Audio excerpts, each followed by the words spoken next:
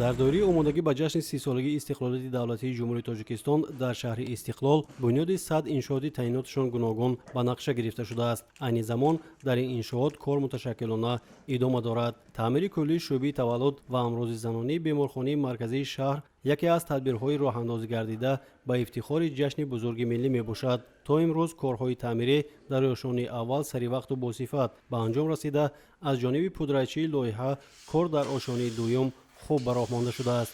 дар шӯъбаҳои мазкур таъмири куллии системаи гармидиҳӣ тибқи лоиҳа ба роҳ монда шуда, хатти алоҳидии оби нӯшокӣ низ аз нав барқарор карда мешавад. дар натиҷаи корҳои ободонӣ ва сӯзандагӣ шаҳри Истиқлол симои нав касб карда, иншооти навбунёд ба шаҳр ҳусни тоза зам намудааст. имрӯзҳо аз тарафи мақомот ҷои ҳокими давлатии шаҳри Истиқлол, аз тарафи соҳибкорон корҳои созандагӣ бунёдкорӣ бо маром дар шаҳри Истиқлол идома дорад.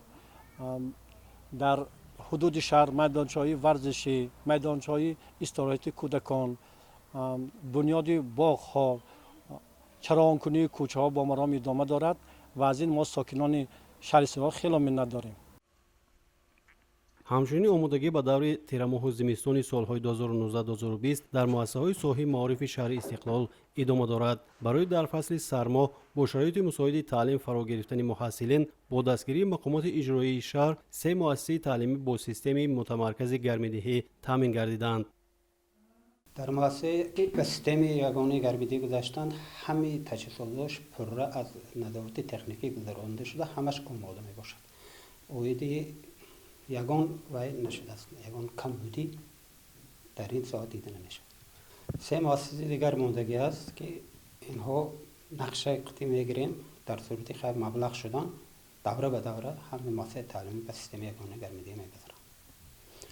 бартарии системаи ягонаи гармидиҳӣ аз он аст ки симхонаҳо тоза, озода ва хулоса ки ҳама синфҳо як ҳарорати мӯътадил мешавад. طبق اطلاع مسئولین تا امروز نزدیک 78% نقشه ذخیره انگشت اجرا گردیده است. حالا به جای 143 تانه 105.6 تانه انگشت طبق شرطنامه از کان انگشت فان یغناب نوحه عینی و مؤسسه‌های تعلیمی دسترس شده است. تا آغاز سال خوانش برای اجرای نقشه پیش بینی شده مسئولین ساحه جد و جهد دارند. مؤسسه تحصیلات میانی عمومی رقم 5 البته سیستم یگانه گرمایدی به پورگی پیوست شده. 4 سال باز به پورگی کار کرده است.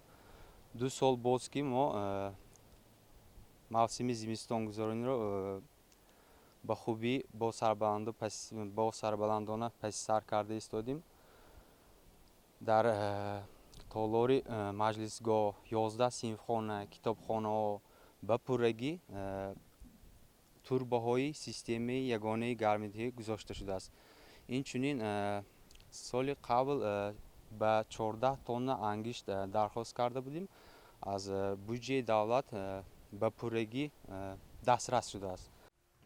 در شهر استقلال 2 کودکستان و 4 مؤسسه تحصیلات میانی عمومی فعالیت میبرد. مقامات اجرایی شهر در همبستگی با شعبه معارف جهت بهتر نمودن سطح دانش اندازی طالب علمان و تربیت گیرندگان و برای به ممانعت گذراندن دوره تیرماه زمستان همه چاره‌های ضروری را اندیشیدند.